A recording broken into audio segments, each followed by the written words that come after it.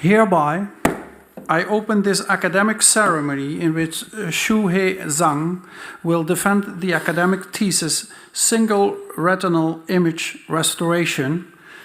May I invite you to present a summary of your study and the conclusions of your thesis? Thank you. Dear Prorector, dear members of Defense Committee, dear Supervisor, dear family, friends, and colleagues, thank you for attending my PhD defense. In the next 15 minutes, I will present a brief introduction of my PhD research on single retinal image restoration. My research will present in this following 6 outline. And first one is the motivation. Now we already know the structure of eyes, and the retina is a very thin layers that located at the bottom of the eye. So the best way to analyze it is to first visualize it. It tells many properties that are available for clinical applications. According to its shapes, structures, colors, and textures, retinal image serves as biomarkers that have a lot of applications in diagnosis, topology analysis, monitoring of early stage disease, and education. Both clinical workers and students can learn a lot from retinal image. And thanks to Mr. Helmholtz, who developed the first ophthalmic scope, it opens new research method for checking the retina. And this is the first early stage retinal photography. And now, the ophthalmic scope has developed into a very mature stage, and this picture shows that the optical path, which is commonly used in a commercial fundus camera.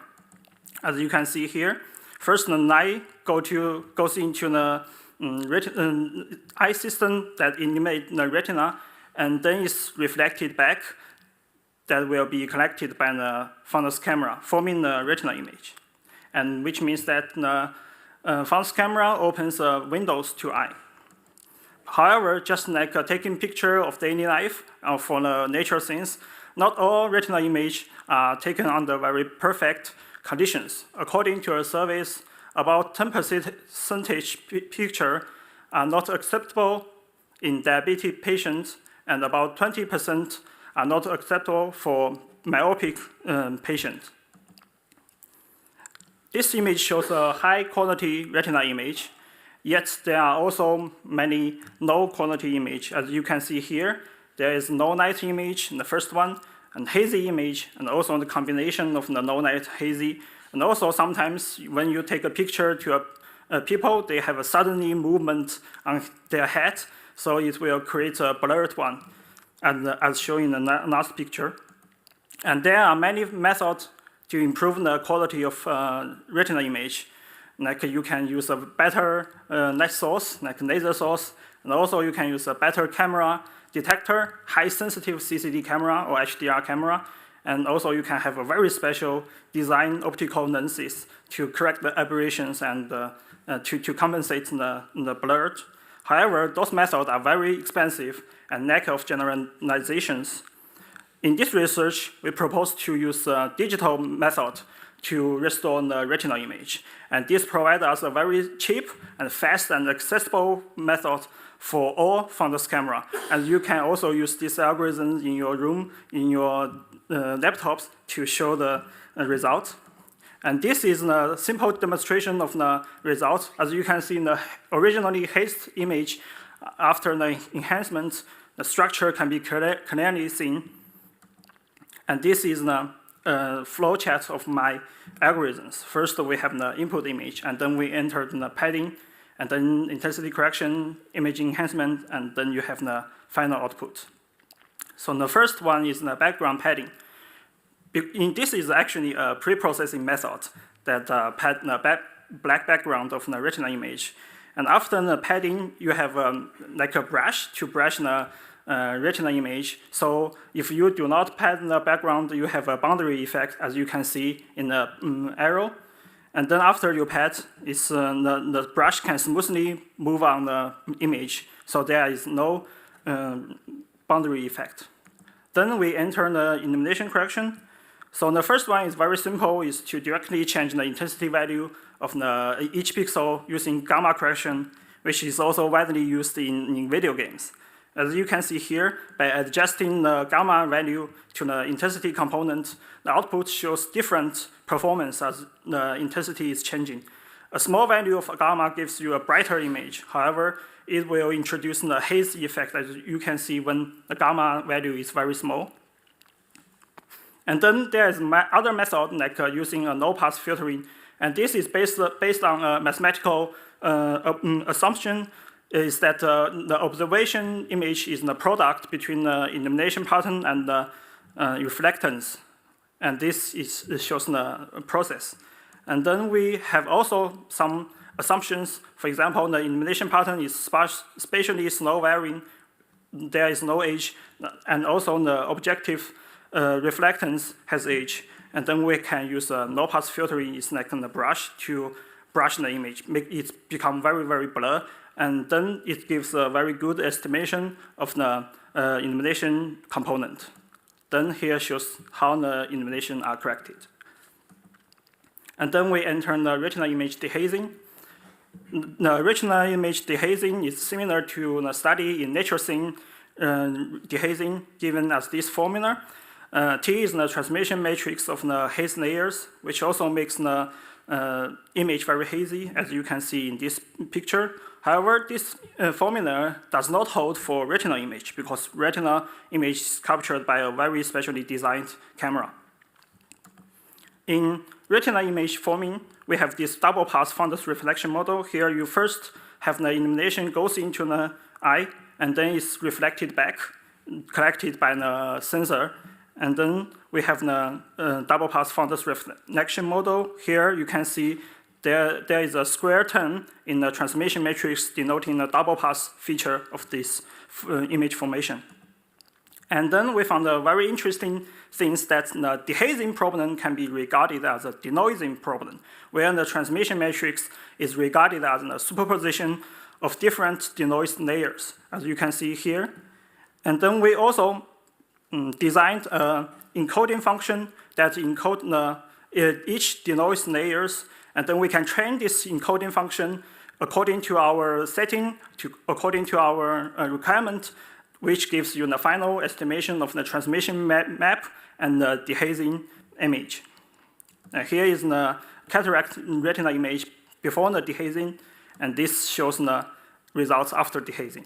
As you can see, the contrast is greatly improved. And also, our algorithm is applied to the ultra-wide field retinal image. And here you can see that the contrast of the image is significantly enhanced. We also connect many clinical pictures before and after cataract surgery, and our proposed method is very safe, simple, and comprehensive, which will not introduce any artifact. This also shows some enhancements on the clinical retinal image, as you can see in the E3.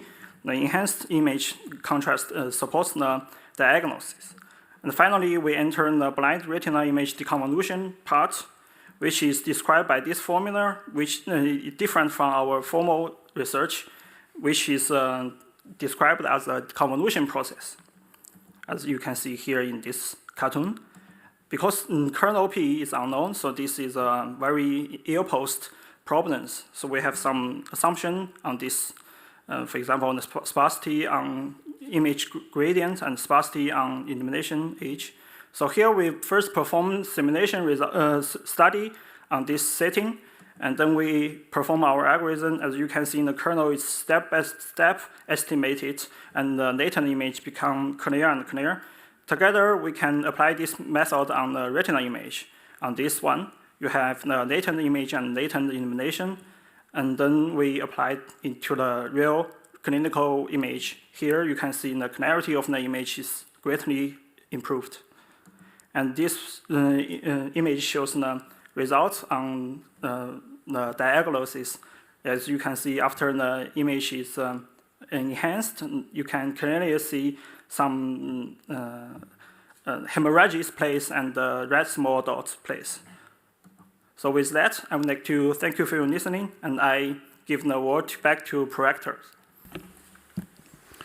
Thank you for the presentation. Before we move on, I'd like to introduce the promotion team with Supervisor Professor Webers, with the Chair in Ophthalmology. There is Supervisor Dr. Berenschot, Ophthalmic Physics, also both from Maastricht University, and finally co-supervisor Dr. Duits with a expertise area in the mathematical image analysis from Eindhoven University of Technology. Welcome. So now we will open the opposition, and we will start with the chair of the assessment committee and also secretary now, Professor Ron Heren, with expertise and chair in imaging mass spectrometry. Thank you, Mr. Prorector. Dear candidates, before I start my line of questioning, I want to compliment you with this fantastic book where you actually combined very nicely technology and clinics, and I love these type of interdisciplinary approaches. And I also want to congratulate your promotion team for this wonderful result. What I was particularly happy about in this new vision of imaging restoration is that you came up with proposition number 6. And I would like to ask one of your paronyms to read out proposition number 6. Retinal imaging enhancement restoration will benefit the society by providing easier access to health care and promoting better surgical outcomes. Thank you. I've seen so many retinal images in your thesis, and I was really happy to read this particular part of your impact that your work has.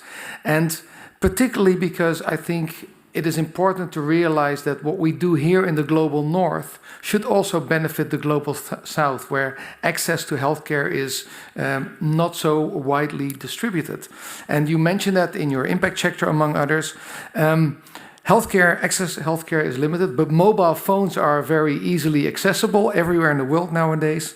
So I would like to ask you if you can elaborate on how you would include your work in this process of mobile health in the global south. Highly esteemed opponent, thank you for your question. According to my experience, because I already built a very small portable fundus camera in the optical lab, and I think that the most problem for those simple equipped devices is that the image quality is not that much high.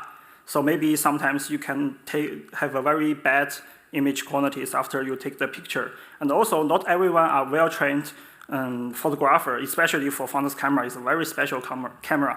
So our algorithm benefits this mobile medical device in 3 terms. First, we can have a very evenly distributed illumination pattern. Even if you take a picture in a very bad conditions, the illumination will be corrected using our algorithms. And because our human eyes is very sensitive to the illumination, so these first steps makes you feel very significant improvements on the image quality. And then if some people have a cataract, I would sometimes, then you can use our dehazing algorithms on those cataract images, and then it will further increase the contrast. And as for the third one, for the blurred one, if someone have a slightly emotion during the photograph, and it can be also corrected to some degrees. And all included, it will convert your mobile device into a very professional device. As a result, even if a layman worker with a mobile fundus camera, they can also have a very specialized output on the final retina image. So that's actually a wonderful forward-looking vision. I wonder, is this in your mind a device that is a standalone device, so that literally you have an app on your iPhone or whatever phone you have, you look into that and you get a diagnosis? Or does this also need, let's say, computational infrastructure, access to databases, and so on and so forth? No, there is no other prior knowledge needed to these algorithms. As it shows, it's a single retina image restoration. So the only requirement is a single retina image. Okay, but the single retinal images, if there's no other information needed, how do you know if something's good or bad? Because the algorithm can learn from the image, from itself. So there is prior information needed that should live somewhere else in the world. Yes, it's already embedded in the algorithm. In the algorithm, okay, good. All right, thanks very much. You mentioned also in your answer the cataract imaging. And in chapter 3, you discuss these scattering suppression, and you link it to several conditions prior to the retina, or, you mentioned cataract, haziness, opaque lenses, etc. And clearly, as you mentioned, there's a huge diagnostic potential in there. And you use this scatter matrix. And I wonder if and how you would use that scatter matrix, so I think you call it TSC, as a biomarker. Can you comment if this matrix could really indeed reveal certain conditions? Yes, that's very interesting. Because we already have ongoing research on how to utilize the information extracted by the algorithm, because it gives you the estimation of the illumination, which tells the condition when the image was captured, and also it gives the TSC, the transmission matrix, which maybe tells the information about the eyes itself. So well, you use the word maybe. Can you be a little bit more definite in your answer? Yeah, I would like to say maybe, because it's just an estimation. It's Okay. very, very estimation. Actually, I have an optical background. So in optical society, when they measure the TSC, it's a very complex procedures. First, they also have a very specially designed fundus camera using laser light source. And then they eliminated the fundus and capture the double pass signals. And then they have some tomography interference method to calculate the TSC, the value of TSC. However, in these techniques, it's very, very simple. It's just software, so it gives you a very rough estimation of the TSC. But it has a huge impact, right? Because it's, Yes, as you showed in your presentation, in the to the power 2, so squared. Yes. So the impact is going to be huge. Yes. To my surprise on that, on page 76, you show your estimations of your TSC, and you show several retinal features in those matrix images. Yes. Now, correct me if I'm wrong, but if I'm looking for retinal images and I'm looking for a distortion matrix, the scattering matrix that occurs between the light and the retina, and I would not expect to see actually retinal features in there, but yet I do. Can you describe whether or not this TSC is actually independent of the object you're imaging, the retina, or is there something else going on? Can you clarify that observation? I think TSC is way related to the retinal image itself. As you can see in the image, the retinal structure, most of the retinal structure are blood vessels. Because Exactly. even you see the very cataract hazy image, you can still see some tiny blood vessels or a very roughly present optic disc. So that's what you mentioned, the retinal structures. But that's something different as what you mentioned before in that chapter, that it's, the lens, the other scatterers inside the eye prior to the retina, right? So you say the retina is also part of the scattering function and transmission, or the correction. Yeah. Yep, because from optical aspect, I need to give a very good, very correct formula. So the formula should contain every details of how the image are formed. However, when you do image processing, is a different story. You need to have a very many assumption, estimation, very many approximation, because this is a single retinal image. You don't have many knowledge. So Clear. I understand. So approximations. I'm not sure if Mr. Pro-Rector would allow me one more short question. Yes. Yes, but a very short answer. Okay, so I'll give you a very technical question, and that one of the things that I missed in your thesis is the effect of resolution of the camera. So if you would increase or decrease the pixel size and pixel density, would that make your work easier or more difficult? It will won't impact the algorithm, because the algorithm, the kernel size is adaptively dependent on the size of the input image. Okay, true. Thank you very much. I'll give the word back to the prorector. Thank you. And the opposition will now be continued by Professor Terha Romani, who has a chair in biomedical image analysis at the Eindhoven University of Technology. The floor is yours.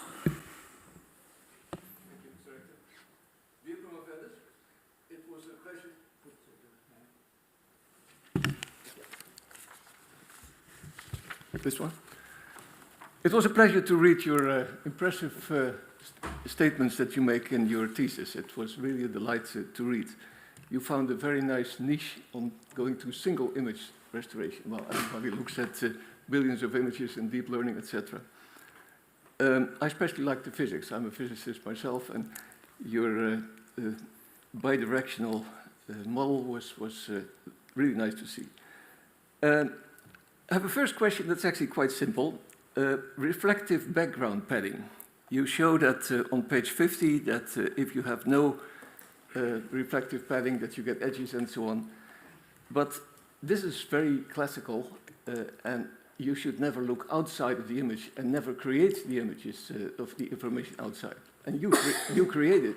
There are many ways to do it. You can have reflective, you can make zeros outside, whatever. But everything is wrong. You say at some point, we see some unexpected results. Well, they're very expected. And if I see the images that you make, experimental results, you even create double optic discs, if I look at page 49. So why did you use it? Because was it necessary? Most people leave out the last boundary of the image, because if you go out and you create information, you know that you are really wrong, especially if you talk about diagnostic images. And how does the visual system deal with this? Because it doesn't do any reflective imaging. Esteemed opponent, thank you for your question. Because first of all, the retinal image, all of the retinal image are separated in two parts: the black background and the circular field of interest. Because that's the design of the retinal image. They have a circular pupil on the inside the optical path. So if you have a square shape pupil, then there is no like circular field of view, but instead is a squared shape. So the background, so the circular field of interest is due to the camera itself. So because we cannot modify the commercial camera, so the first idea is to deal with those backgrounds, because we are going to use the convolution kernels, and the kernel will have some battery effect. And then we choose to use reflected padding. And the reason why we use reflect padding is that the field of view is a circle. But you talked about convolution, and how big were the kernels that you were using? I was looking at the scale operation. Yeah. If I, for example, see on page 83, you deal with gradient operators. And a gradient is, for physical terms, is a derivative of a Gaussian. And the Gaussian has a certain size. Yes. The sigma is the scale. I missed every notion of how big is it. You use multi-scale things, but was it 3 pixels, 5 pixels, 10 pixels? We talk about that order of magnitude. True. Yeah. So if you have an image of thousands of pixels, why do you care about this small boundary? And the smaller the kernel is, the less the boundary effect is. So, but in our study, the kernel size is very big. It's about the diameter is about 50 pixels. So it's very large. The image itself is sometimes is 520 and to 1,000. So compared to the pixel size, to the kernel size, the kernel is way larger. That will introduce the boundary effect. Okay. I have a next question on page 87. And let me go to 87. At the end, you give the last lines of the page. Note that the method had not yet used the contrast-limited adaptive histogram equalization method to improve the contrast. It can be imaged that the performance of this method can be further improved by combination with the contrast-limited. I used to be one of the co-authors of this quite famous method. I checked yesterday how often it was cited, more than 4,600 times. Yes. And as an author of this method, can I ask you, why did you not use it? Because the article is a revision after it's reject. In the first version, I used that method, and the reviewer says that, oh, you use that method, you are cheating. It's not your algorithm itself ability, so you shouldn't use that method. So it's rejected by study. And then I change a little bit the algorithm you don't use the CL AHE, and then it's accepted. And I would like to say to introduce some future scope. If the algorithm was further introduced, it can greatly to further increase the contrast. Okay. I have another question, and that goes more about multiple images. Because you did some really nice work on the generation of images and understanding how the scatter matrix work, the double reflection. In modern deep learning technology, you need a lot of images, and recent work at the TU Eindhoven, in also my group, has been to generate images if you need them with a GAN, a generative adversarial network. Yes. And recently it has been done with MRI, because you can very nicely physically, for all the tissue properties, T1, T2, proton density, you have now the possibility to also, let's say, generate with these kind of GANs artificial images that are cloudy made with real understanding, and make millions of those images to train future deep learning networks. Would that be an option? Could that be something that you could consider? Thank you for your question. Actually, there are already many publications. From 2050, they use a GAN it's actually a cycle GAN to train the model, but most of them, I would like to say, nearly all of them are based on the simulation image, as you said, because you cannot really find the paired image before and after surgery. You can every retinal image when you take, you cannot ensure that the position is exactly the same. Although you use the cycle GAN, which doesn't need the really position paired, but it still cannot find very complex the real condition of the cataract patient, because real cataract condition is very, very complex. It's actually the cataract layer are formed by a protein, and then it will have a very, very complex backscattering effects in the optical aspect. So using the formula is just a very roughly model to describe how the haze was formed. So even you can generate many and many simulated cataract image and train the model. When you apply it to a real cataract data set, it still does not work very good. And also recently we have a collaboration with a company from Norway. They trained their own model on their designed retina camera, and we found that their algorithm sometimes will erase the blood vessel structure on the retina image. So for a natural scene image, it's no problem. But for a medical image, it's very fatal, because you cannot ensure every image have a very good data fidelity in this case, maybe some wrong diagnosis with conclusion will be made. And can you inform me, are there phantom images made with, let's say, known scatter probabilities that you can really make them with a physical device as a phantom?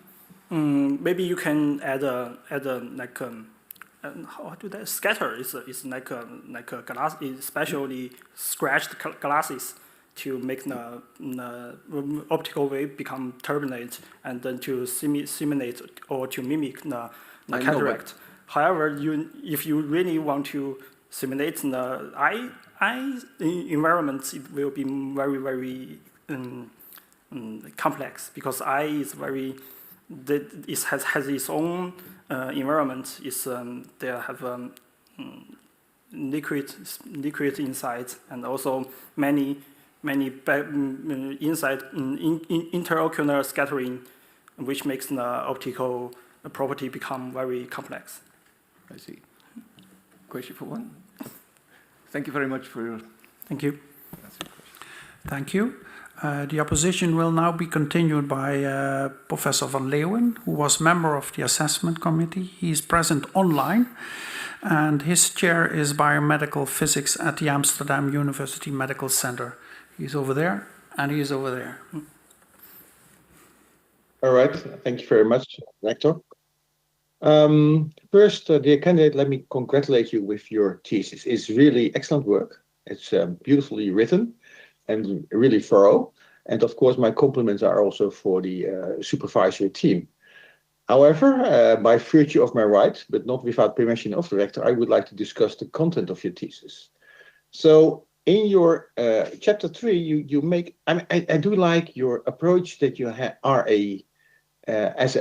from the optics part to solve this issue of the scattering in the lens or anywhere in the eye. However, scattering is very complex. I mean, it is wavelength dependent, and the effect on the transmission is also dependent on the illumination pattern. So I was looking at your equation 3.2, and in which you say that in fact that 1 minus the scatter matrix is the part of the light that comes back to the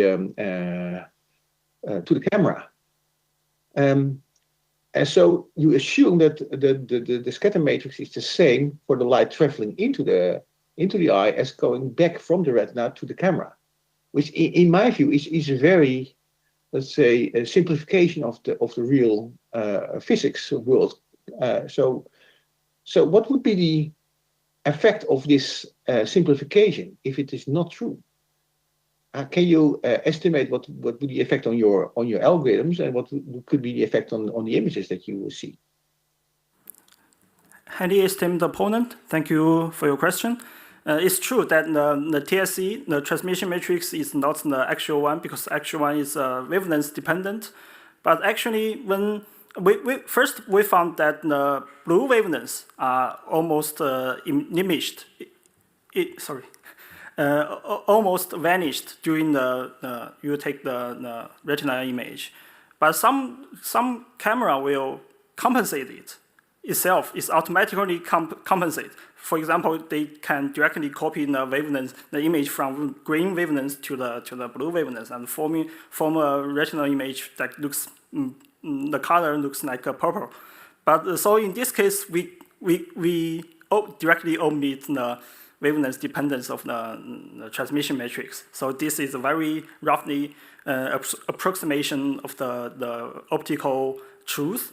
So that's also a very hard problem in signal processing or image processing community. Sometimes you will find that their formula is very, very bad.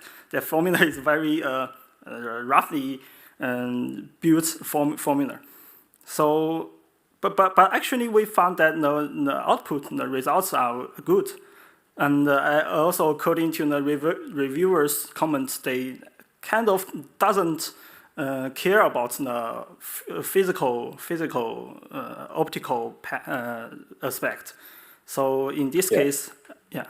In this case, I would like to say, even that is a roughly approximation, as long as the output is good, then we can say it's good. Yeah. So I mean the results are impressive. Huh? So I'm not doubting that. So if I look, for instance, at in your figures, let's say 3.10 and 3.11, I can from the raw image, the original image, to the final results is really impressive. What kind of contrast that you get, and what kind of image but what details you still can see. But as also Professor Heren also mentioned, that seems that there's something going on which we cannot grab. So if I look at that retinal images, let's say at figure 3.11, and I would compare that a image in your introduction on page 11, I see a huge difference in the, let's say, in this detail of the background, with all kinds of let's say changes in the intensity which are not in the original image. So is it really? I mean, so what are we seeing there in your let's say optimized image? And is there additional information in there? This is because it's a single retinal image restoration techniques. It sometimes will amplify the noise signals, so you can see many speckle-like textures and enhance the image. But we also develop some denoising or noise suppress algorithms after the enhancement was finished. Then it will erase those speckle-like structures. Yeah, but is that the explanation, or is there information in there? Sorry. So I'm looking at if you look at figure 3.11, do you have your thesis there or not?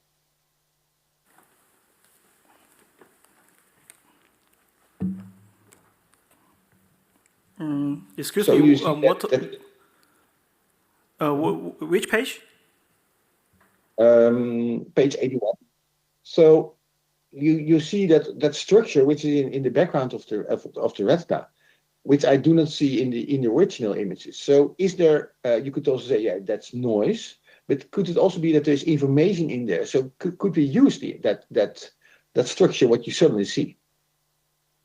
Sometimes it would be information, but the most of the time it's valid information, because we already did the comparison research from the before and after cataract image, and then we can compare whether our algorithm will introduce unexpected artifacts or not. And from that study, we found that our algorithm won't introduce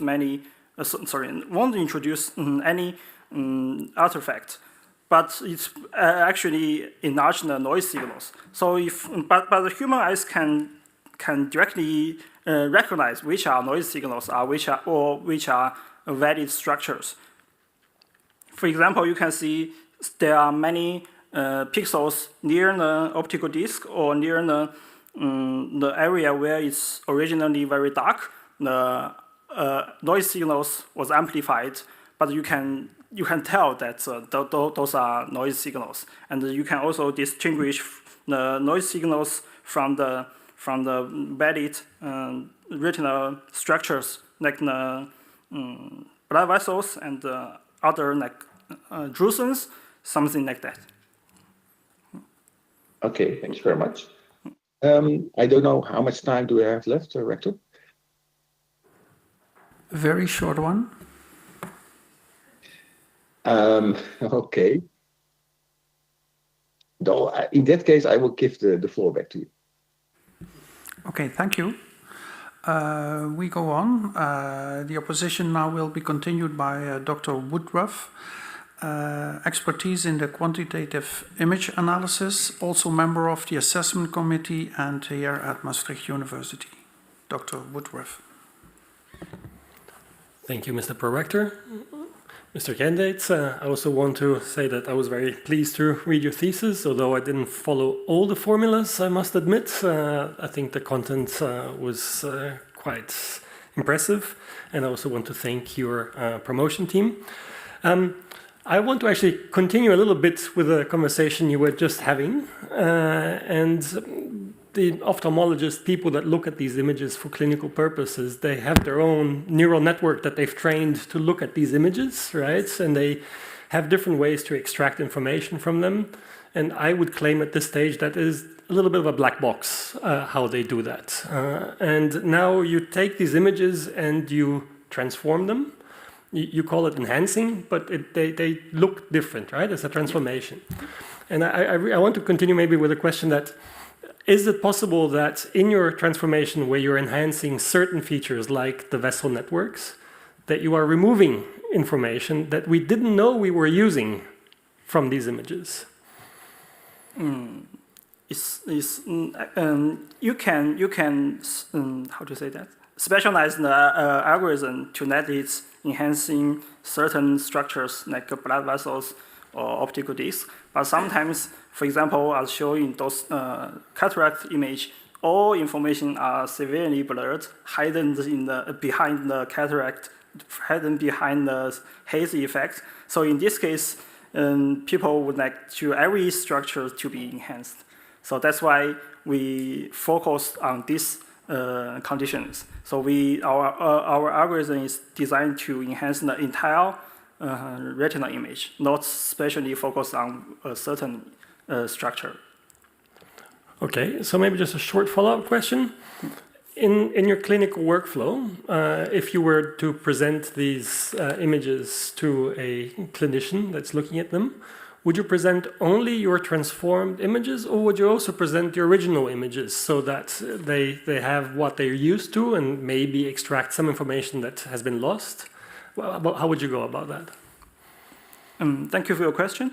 I would like to say we will present both the enhanced or the original image, because I always think that the enhanced image should work as a guidance, not independently. So you have the original one, and then you have the guidance one, then you can compare them there. You can tell which one are important. If you, for example, if you have the cataract image, the original one are very blurred, so you can first see the original one and know that much information, and then you have the enhanced one very clear. Then we can focus on this point. Maybe this point have some disease, and then we go to the original one again. We can do this.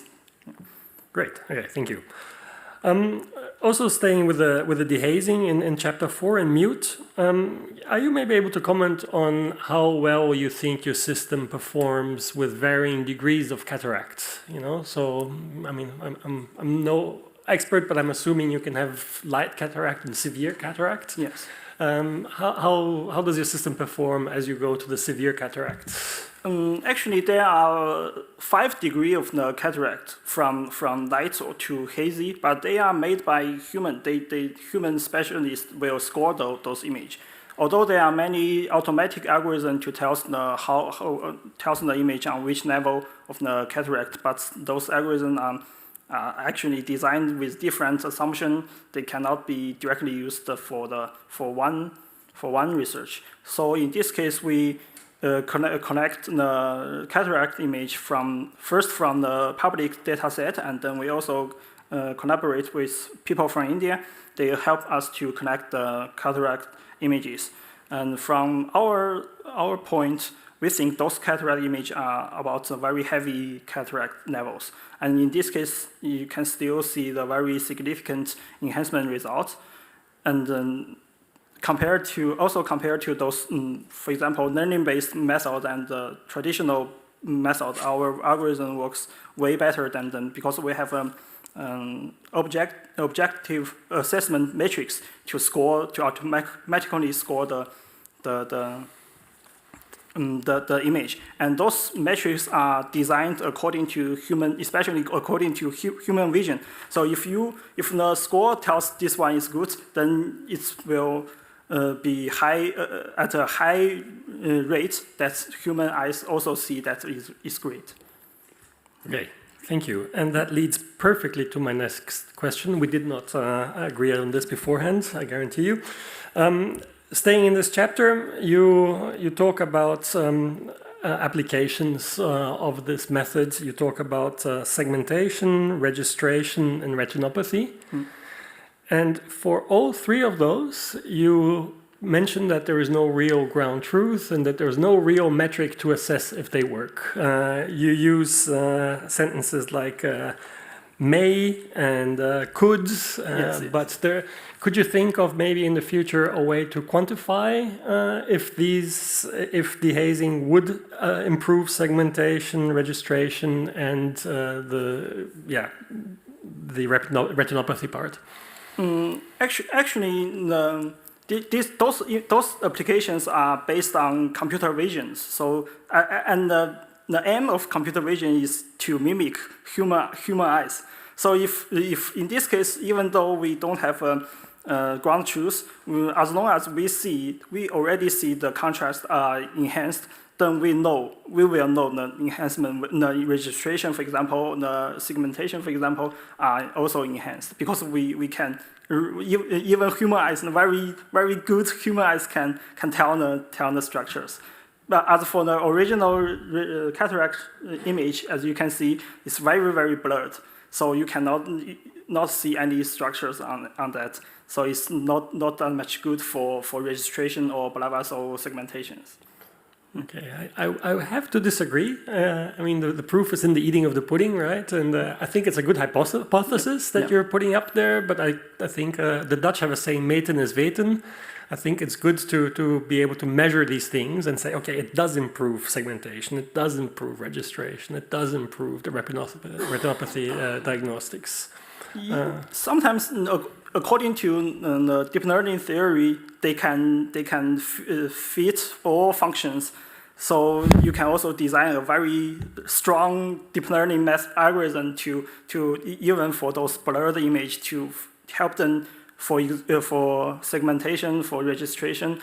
But at least it's hard to connect those clinical image. And then the algorithm is really hard to develop because it's not at that stage.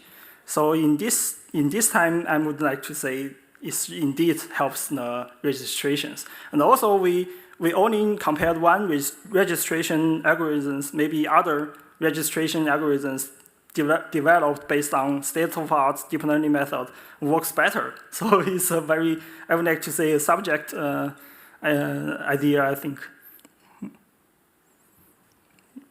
Okay, thank you. I give the word back to the prorector. Thank you. And the opposition will now be continued by Professor Merck.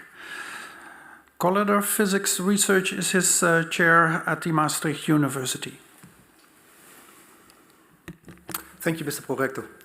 So, also from my side, dear candidate, my compliments with your manuscript. I come from a completely different background, but I read it and I learned a lot, I must say, on the work you've done.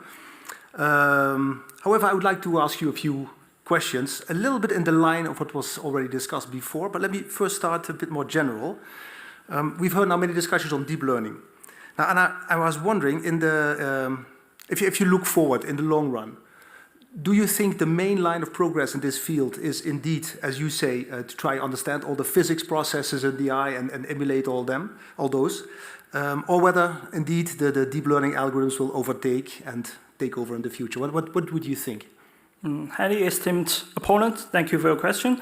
I think from my own opinion, I think deep learning will be in the future of image processing. However, before it's becoming the future, there must be a very fundamental and solid mathematical to support those theories. So nowadays, there are many people develop deep learning methods, also many groups research on find a way to best explain the deep learning neural networks. So I would like to say in the future, there should be some combination between the deep learning method and the classical method. If for example, deep learning already used on the natural scene image, but it's barely used on medical image because medical image is related to human life science, so it should be very serious, and there's no should not be very rough estimation, I would like to say. So it's for diagnosis. So everything, every process should be understood by the clinical workers. So traditional deep learning method cannot do that. It cannot explain why it should be there, why that should be there. But they also develop some like a Bayesian neural network. They will tell you the estimation of the failure on what percentage this prediction is not good, or on what percentage this prediction is not good. So combined with these techniques, you can have some fundamental estimation of your output is good or not, and then together with this classical no deep learning method, you can have a more confirmed conclusion when on the output. Okay, thank you. So let's stay for the moment with the classical process, the non-deep learning process. One of the things that we use a lot in my field of science is like the Monte Carlo simulation models. I think the GAN has been mentioned here. I was triggered by this question when I was reading page 83, the quantitative evaluation. Now I was wondering, to make sure that what comes out of your technique is correct, have you considered doing a very complete simulation of the physical process in the eye and then apply your method to see what you get out is indeed also what you put in? Is that technology used in your case? Yes. When I was in master's degree, I studied optical simulations. So in that case, I do many simulation and then I perform to validate our algorithm. But in this case, I actually already do many simulations, and the simulation tells very good. But the reviewer says that the simulation cannot really tells you the condition when you take the retinal image. For example, the wavelength-dependent transmission matrix, and also you have Gaussian noise on the camera and the Poisson noise on the no-net area. So all together is a very complex way to simulate. Sure. So in this case, if the simulation is not good, then why we directly skip the simulation and directly focus on the final output? As long as the output is good, then we can say the algorithm works good. But the way to check if it's good, even if the simulation is not according to how your eye really works, True. Is that you check True. What you put in comes out, even if it's not biologically correct, let's say. Yes. So that's why you would do the simulation. So that in the first draft of the research, we indeed do a lot of simulations, and it works. Okay. Then, yeah. Okay, thanks. Let me then skip to another question, more of a detail. I come back to also what was discussed before, Formula 3132, and in particular the transmission matrix, TSC. So that the effects that you get from the transition matrix, I guess they're very much wavelength dependent, what is happening in the eye. Is it foreseeable that you would illuminate, let's say, very quickly with different frequencies, different wavelengths into the eye and take that into account to do a frequency-dependent analysis, like repetitive images? Is that something that is conceivable? Thank you for your question. Yeah, that's our next steps. We use the hyperwavelengths to study the retinal image. And the hyperwavelengths will tell the information on each wavelength. So you have not a 2D image, you have a 3D image stack, and for each wavelength you have the information. Altogether, you can analyze not only included the cataract properties, and also you can have more properties such as the oxygen saturation in the blood vessels, and also you can have a macular pigment percentage on the fundus. But before we perform the hyperspectrum techniques, if the patient, for example, have a cataract, the image quality is really bad.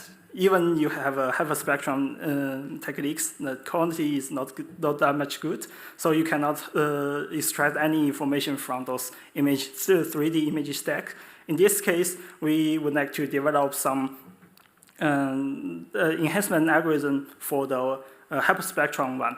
However, as you can see that in this case, the algorithm will change the intensity of the image, which means that it will also change the intensity of the hyperspectrum image. Once the intensity of the hyperspectrum image was changed, the wavelength independent information also changed. So in this case, you cannot find a really good idea how to enhance the image quality while maintaining the wavelength dependence data fidelity. And this is also ongoing research in the field of retinal image enhancement committee. And actually, according to my research, they didn't go forward that much. They just focus on this 2D image. Okay, thank you very much. I see that you considered carefully. I'd like to give the word back to the chair. Thank you very much. Yeah, thank you. We quickly move on to the last opponent, Dr. Dickman, ophthalmology expertise at Maastricht University. Dear candidate, congratulations to you and to the promotion team for this very extensive and impressive body of work. When I started doing research, I was advised that the number of formulas in a paper is inversely related to the chance of getting it published, and you obviously have proven this statement wrong. In your introduction, you state that retinal image quality can be improved either by including very high-end expensive hardware or cameras, or on the other hand, there is a possibility to do image enhancement. And I was wondering if there may be a middle road, because most of the patients that undergo retinal imaging today usually undergo, for example, OCT that uses near-infrared light in order to do the imaging.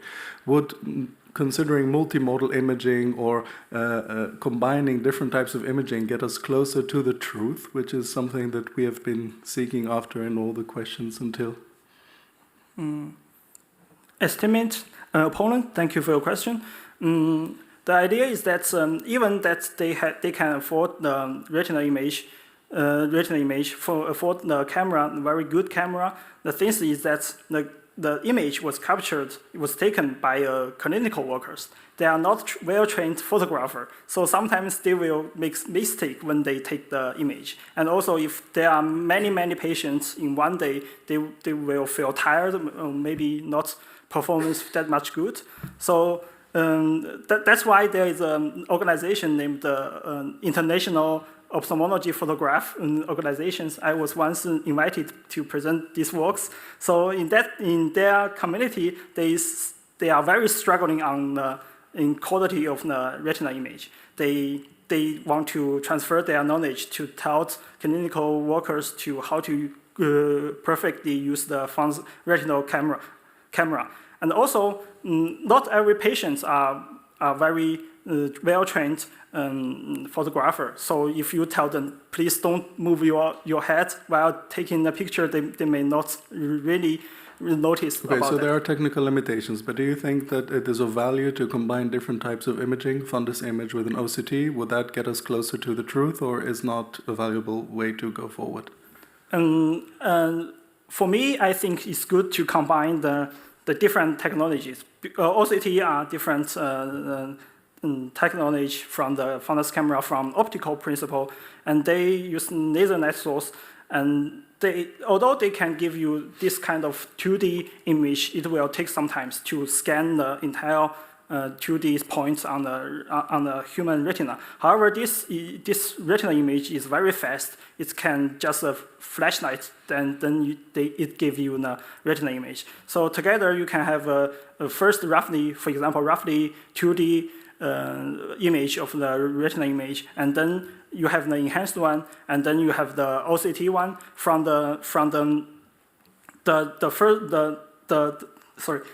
2D image. You can have the location of the where you are very interesting, and then you can transfer to the enhanced one to see the details, and then you can even go deep, and then you use the OCT to have the deep information. Okay, Yeah. Thank you very much. Then I was wondering, these images are quite unique. They're singular, right? There's no one fundus images that looks like another. It's even more unique than one's fingerprint. So it's a very sensitive type of data. I was wondering if you're familiar with the term PETs, and I don't mean our fluffy friends, but privacy-enhancing technologies. And if you have any ideas how we can, on the one hand, because you said this is something we need, you just mentioned this consortium, we need a lot of big databases of these pictures in order to train these algorithms. On the other hand, they're very, very data sensitive. And there is a lot of legislation now going on in Europe, and this legislation is extraterritorial. That means that every time such an image of a European person is taken, the same rules apply even if you analyze it in a different continent even. So how would you address that? Thank you for your question. Actually, our algorithm doesn't require the training process. It's a classical algorithm, so there is no need to have a lot of data set to train the model. And if you want to train I would like to say train networks, first there are many already published data sets. However, they are very old. They are very, I would like to say, up to out of date. So although they have many good publications, but actually they not function very, very good. And also the clinical data, for example, this image are protected by each hospital and also protected by the country. So it's really a hard problem to collect a huge amount of data. So in deep learning society, they have a method is called data augmented method to create many simulated data according to the small size of real data. So in this case, they indeed can increase the model performance. However, it will limit the generalization because those data are actually generated from. You may finish your answer shortly, or not. I will finish the answer. So there is lack of generalization.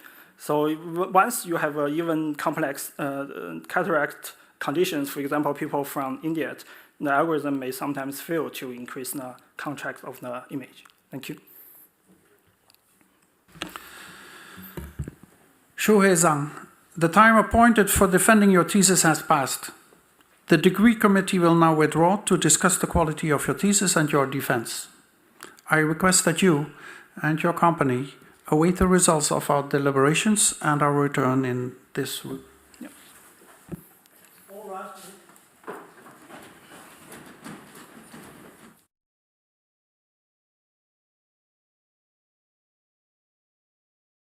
The PhD defense has now ended.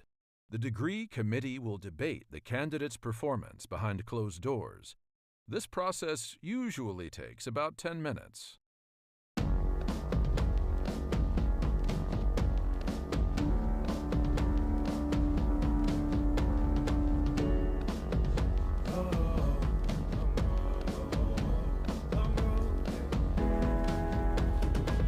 Long road to the south side, 7 miles in my rearview mirror. I know what it felt like. My goals only getting clearer. East side to the west side.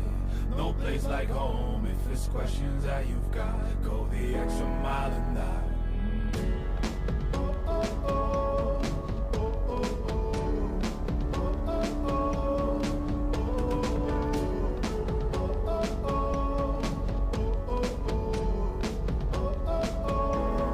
I know what's on the line. I know you know that I can't read your mind. Years can't fly by now, don't waste all your time. Cause I'll go the extra mile. Long road to the south side, 7 miles in my rearview mirror. I know what it felt like. My goals only getting clearer. East side to the west side. No place like home. If it's questions that you've got, go the extra mile and that. On the dash, got my laces tied. Long road, I don't waste no time. Break rules because fate decides. With the team and we chase the light. I make a move, fall down, shake it off. I hate to lose, bad branch, break it off. No room for negativity, praise and love. Prepare for deep part cause we're taking off. Take the mileage, traveling so far from home. Gathering knowledge, other connections.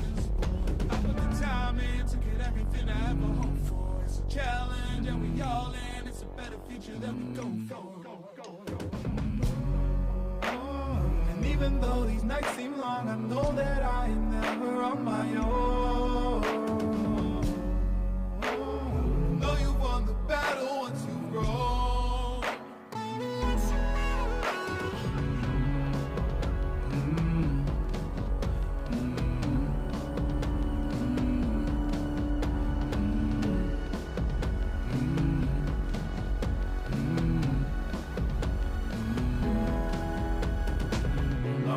South side, 10 miles in my rearview mirror. I know what it felt like. My goal's only getting clearer. East side to the west side, no place like home. If it's questions that you've got, go the extra mile and night. Long road to the south side, 10 miles in my rearview mirror. I know what it felt like. My goal's only getting clearer. East side to the west side, no place like home. If it's questions that you've got, go the extra mile and night.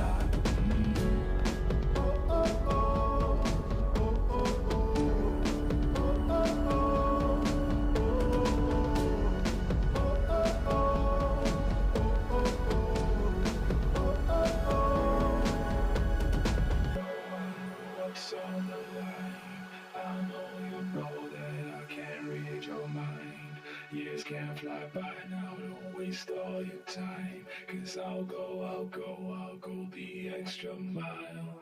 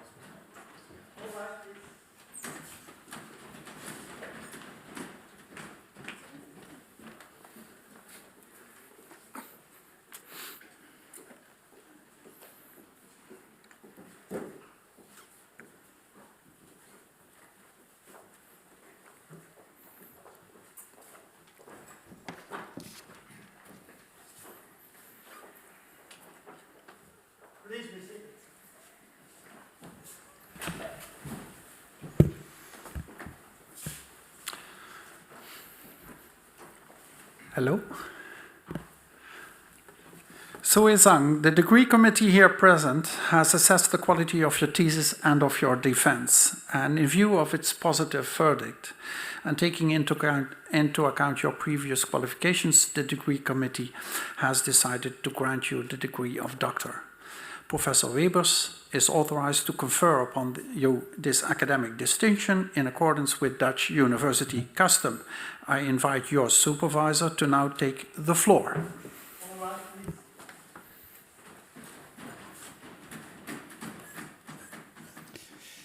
Do you promise to work in accordance with the principles of scientific integrity at all times, to be careful and honest, transparent, independent, and responsible? Yes, I promise.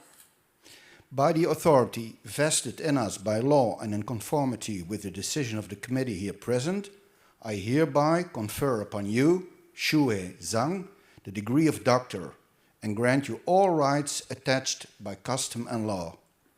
As evidence of this, I now present you with the degree certificate signed by the rector, the secretary, and the other members of the committee, and affixed with the official seal of the university.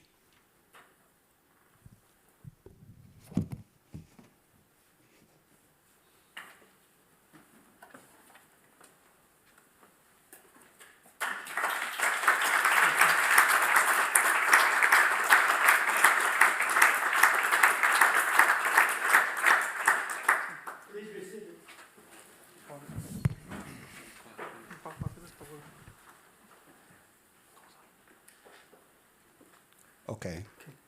Dr. Tos Berenschot will now address you.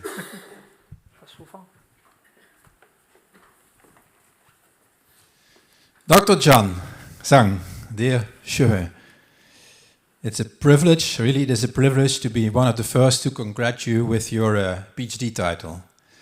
All have seen you defend it, and it has noticed that you deserved it very well, and especially because of your thesis itself. Your parents here in the audience may be proud, and I'm sure they are.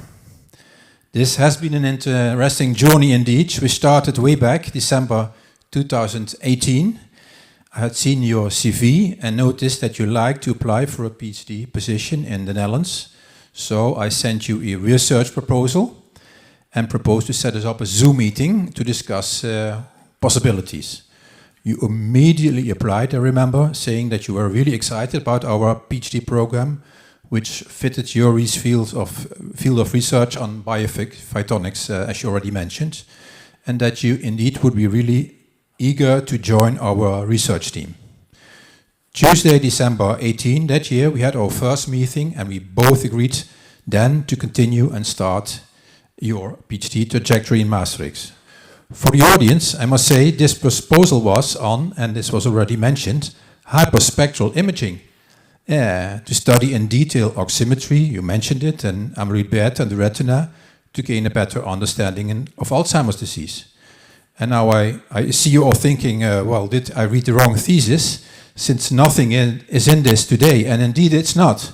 And we really started on this idea. We had an IMAX sensor from a Belgian company, asked colleagues in India to have it in a funded scalper, but after a year of struggling, it turned out that it did not work. It could not work, so this was really disappointing. But Shuhe, in the meantime, started off with some different ideas he liked to investigate, and that eventually led to breakthroughs in this field, as we have heard today, and to this thesis, and I think that's even makes it more an achievement. You all may have read this thesis, or at least the summaries, and let me add some thoughts I have on this thesis. In many technical, fundamental studies, the question is asked, what is relevant? How can it be applied? Well, and I must say, in Shuhe's case, this is crystal clear, and for me, his algorithms are indeed already used. So to answer Dr. Woodruff's questions, we collaborate with people in India who develop neuronal networks to look at schizophrenia and bipolar disorders, and pre-processing enhances their work. They really do a better job by using his algorithms. again, the same applies for the collaboration we have with the EU. Dr. Nicky van den Berg, a PhD student, really benefited of your algorithms. A company in Norway, you already mentioned it, also is using your algorithms to have it in their cameras eventually. Ashwin Mohan, you thanked him, also uses your algorithms. Ashwin Malipatna, a collaboration with Canada, they use it to enhance images in ROP, retinopathy of prematurity, and it works really well. And a fellow student, Monideepa, which we guide more or less, she also benefits more or less from his work, I would say.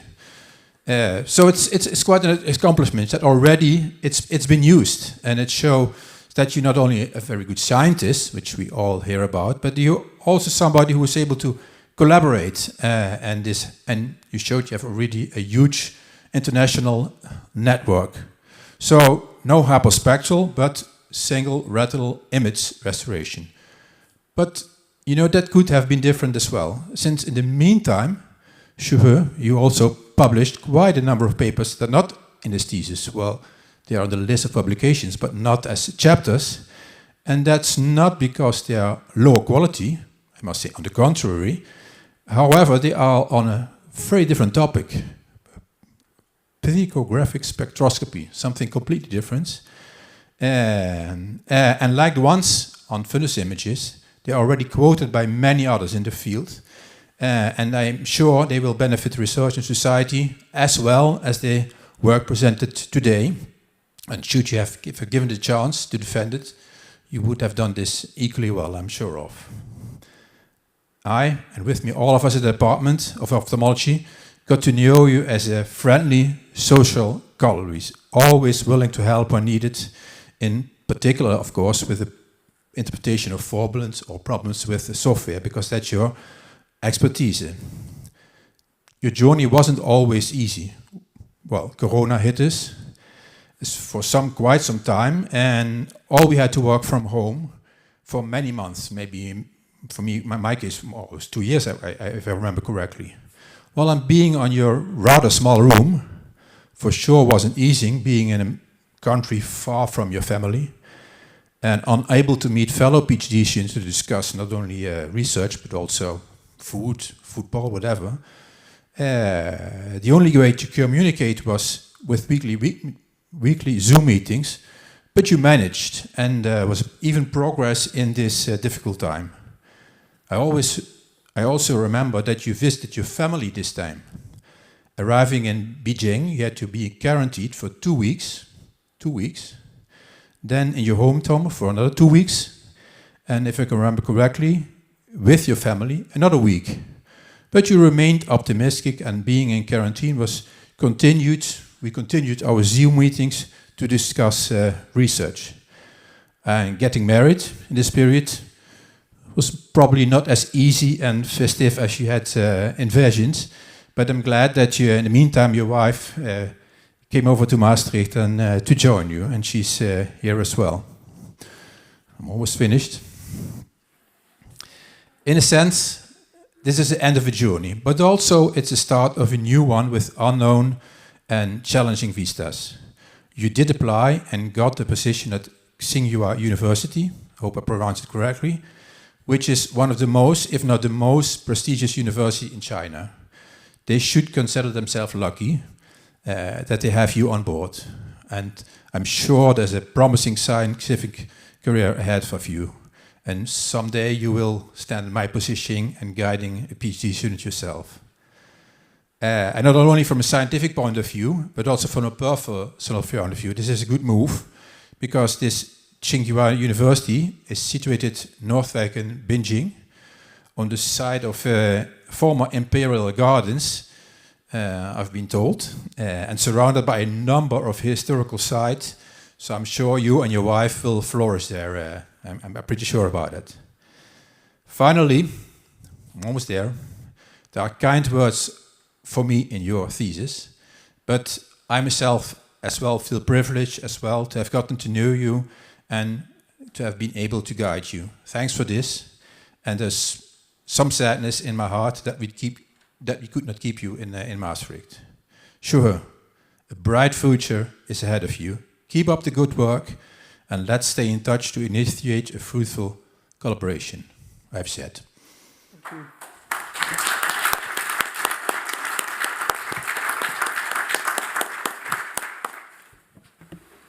Dear Dr. Zhang, also on behalf of the University, of Maastricht University, I congratulate you, your wife, your parents, your family, your friends, with the degree you have acquired today.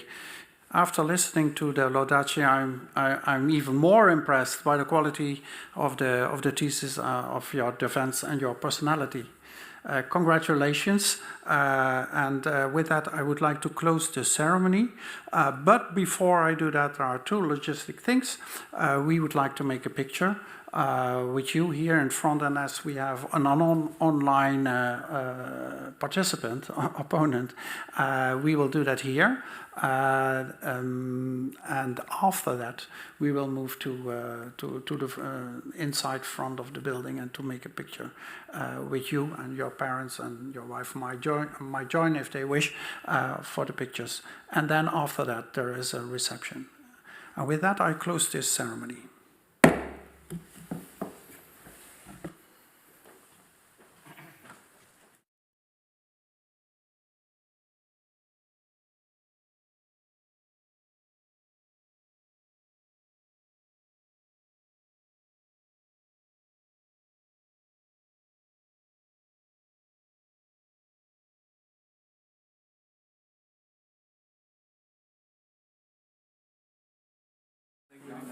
Shuhe